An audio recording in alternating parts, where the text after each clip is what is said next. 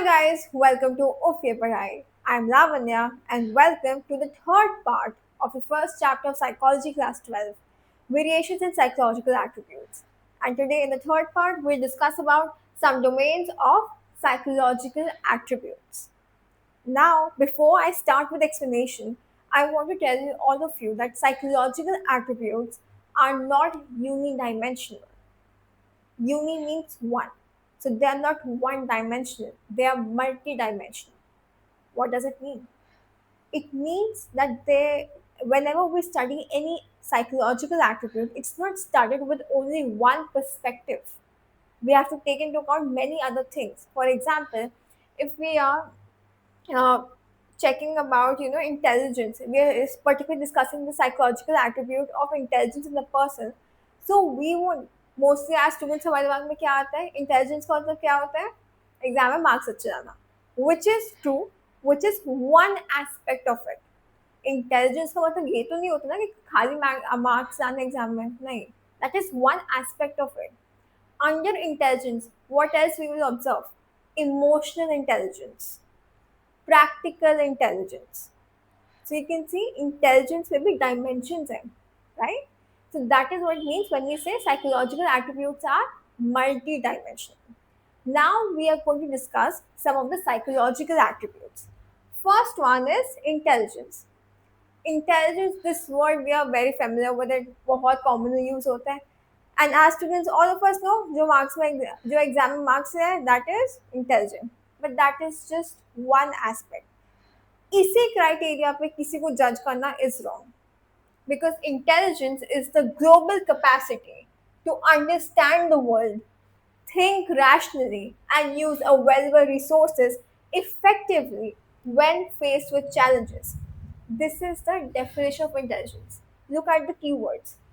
Global capacity मतलब एक totality में जज करना है एक टोटलिटी में समझना completely what to understand word पहली बात इंटेलिजेंस में आता है अंडरस्टैंडिंग कोई कितना अंडरस्टैंड कर सकता है इमोशनल इंटेलिजेंस में जब हम बात करते हैं क्या कहते हैं कि उसका लेवल कितना इमोशनल है फॉर एग्जाम्पल सबसे ये थोड़ा सा ऑफ जा रहा है ऑफ टॉपिक जा रहा है अभी यहाँ पे I am saying of emotional intelligence is and whenever you are there for someone you are there to support for someone किसी का बुरा वक्त चल रहा है आपको सपोर्ट करना है सबसे पहले आप क्या करोगे उसको सुनोगे फिर समझोगे कि वो इस वक्त कैसे फील कर रहा है देन यू विल थिंक कि अब मैं इस सिचुएशन में कैसे एक्ट करूं are you getting it so to understand the word think rationally मतलब बहुत ही बैलेंस्ड वे में देखना चीज़ों को and use available resources effectively when faced with challenges. ये भी एक बहुत बड़ा आर्ट होता है जैसे हिंदी में बहुत कॉमन एक वर्ड यूज करते हैं जुगाड़ू है that is actually sign of intelligence only अगर आपको पता है कि आपके पास कुछ इक्विपमेंट्स आपके पास नहीं है and you have to perform a task कुछ भी आपके पास कोई प्रॉप्स नहीं है सपोज कोई एक्ट करे आप किसी तरह मैनेज करते हो जुगाड़ करते हो so that is also intelligence only that you know how to use whatever you have the available resources को आप कैसे यूज करते हो when you face with challenges ये कहना कि ओ गॉड चैलेंज आ गया है and I am helpless I give up I quit that's not a sign of an intelligent person वो लूजर है फिर intelligent person will think that okay I am in this situation मेरे पास ये चीज़ें these are the positives these are negatives अब मैं क्या करूँ कैसे बैलेंस आउट करूँ चीज़ों को वो वैसे सोल्यूशन की तरफ सोचेगा वो कभी भी गिव अप नहीं करेगा Second point, intelligence tests provide a global measure of a person's general cognitive competence, including the ability to profit from schooling. थोड़ा सा ज़्यादा heavy हो गया है थोड़ा intelligence test. Certain intelligence tests are conducted.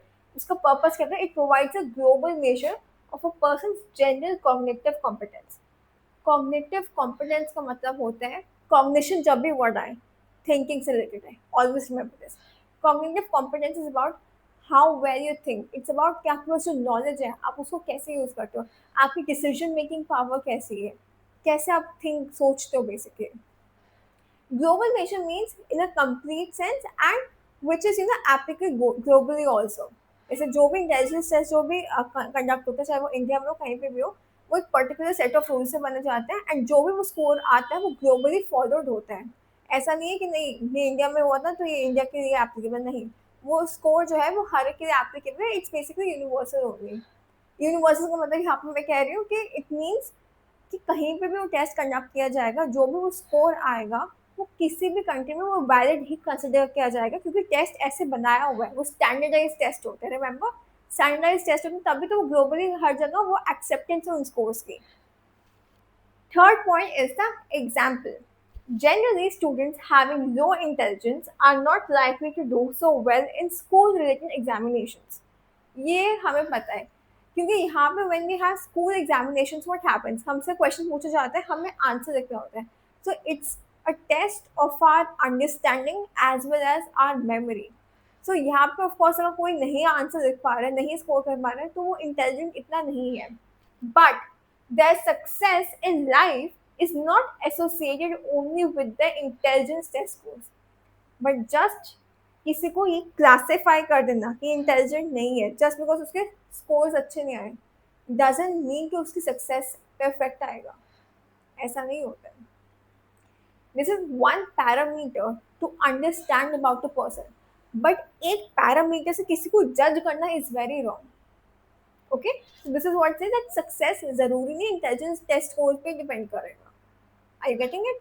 तो कभी भी किसी बच्चे को ये कहना कि वो इंटेलिजेंट नहीं है क्योंकि वो एग्जाम में मार्क्स अच्छे नहीं लाना, that's not the right way. Okay, now we will do the second psychological attribute. The second psychological attribute is aptitude. It refers to an individual's underlying potential for acquiring skills. Keywords पे ध्यान दो. Underlying potential for acquiring skills. Acquire skills को करना मतलब gather करना, acquire करना. What? अब एक यहाँ पे बेसिकली फोकस क्या एप्टीट्यूड में पोटेंशियल के ऊपर. It is not about interest. Interest एक अलग चीज़ हो जाती है. यहाँ पे बेसिकली पोटेंशियल में कि वो चाइल्ड किस चीज़ में बेसिकली वो एक स्पेशलाइजेशन जब वो करेगा तो वो आगे अचीव कर पाएगा उस चीज़ को. Aptitude tests are used to predict what? पहली बात किससे यूज किया जाता है aptitude test? To predict what an individual will be able to do if given proper environment and training. Example लेते हैं. We know Virat Kohli the best cricketer, but उसने भी एक टाइम पे क्रिकेट कोचिंग ली थी, राइट? वो अकेडमी में जाता था ना. क्यों जाता था वहाँ पे? ताकि वो क्रिकेट को प्रैक्टिस कर सके. So one thing, he had the aptitude, वो पोटेंशियल था उनमें क्रिकेटर बनने का. Secondly, when he was given the proper environment and training, जब वो एकेडमी में जाके पूरा ट्रेनिंग अच्छे से करते थे कोच के अंडर में, तो then he excelled in it and now we know is a number one cricketer, right? तो व्हाट इज एप्टीट्यूड टेस्ट का पर्पस क्या होता है? टू प्रिडिक्ट कि अब कोई पर्सन कैसे परफॉर्म करेगा अगर हमने इसको ये एनवायरनमेंट दे दिया है. For example, a person having high language aptitude can be trained to be a good writer. अब राइटर बनना आसान तो नहीं है ना. ये तो राइटर तो ये तो नहीं होता ना कुछ भी लिखना. राइटर बहुत बड़ा एक प्रोफेशन है, एक बहुत बड़ा टास्क भी अपने आप में. आप कुछ ऐसा लिखना है which can connect a larger consciousness basically. आपकी राइटिंग्स, आपकी स्टोरीज, आपके पोएम्स, जब आर्टिकल्स लिखो, कुछ भी आप ऐसा लिखो उसमें इतनी पावर हो कि जितने भी लोग उसे पढ़े उसे कनेक्ट कर सके, उसे समझ सके. तो ये कौन लिख सकता है? Who has high language aptitude, right? तो एप्टीट्यूड वेरी सिंपल. क्या पोटेंशियल है, बेसिकली पोटेंशियल पे फोकस करता ही है. एंड सेकेंडली एप्टीट्यूड टेस्ट से वो प्रिडिक्ट कर पाते हैं कि under proper environment and training वो कैसे वो बंदा परफॉर्म करेगा. फॉर एग्जाम्पल, जैसे हमें पता है कि सम साइंस एस्पिरेंट्स वो नीट जेई की प्रिपरेशन के लिए कोचिंग में जाते हैं, डिफरेंट सेंटर्स में जाते हैं. क्यों जाते हैं? क्योंकि they know that they interested in it, they have the potential in it. तो वो अब उसको एनहांस कैसे करेंगे? They need that proper environment, they need that training also, right? तभी वो वहाँ जाते हैं उन सेंटर्स में. जिनको डांस का बहुत ज़्यादा शौक होता है वो डांस क्लासेस में क्यों जाते हैं, क्यों सीखते हैं? ताकि वो चीज़, उनका जो पोटेंशियल है वो आगे एनहांस हो सके, ताकि फिर वो आगे कर सके, right? So proper environment and training is also very important. Now we will do the third psychological attribute. The third psychological attribute is interest. It is an individual's preference. Remember the word preference for engaging in one or more specific activities relative to others. Basically, एक preference की बात की जा रही है कि हम कई बोलते हैं ना हमारा मन इस काम में लग रहा है इसमें नहीं लग रहा। मन का हम कहते हैं हिंदी में बहुत ज़्यादा। So preference is about that only. किसी का मन सपोज पब्लिक स्पीकिंग में उसका बहुत मन लगता है तो वो नेचुरली वैसे वैसे काम करना शुरू कर देता है। A child who is very interested in public speaking वो अपना डिबेट्स में पार्टिसिपेट करना शुरू कर देगा, एंकरिंग करेगा अपने असेंबलीज में, है ना? So that is what that is a preference. तभी वो उन एक्टिविटीज में एंगेज भी हो रहा है। Are you getting it?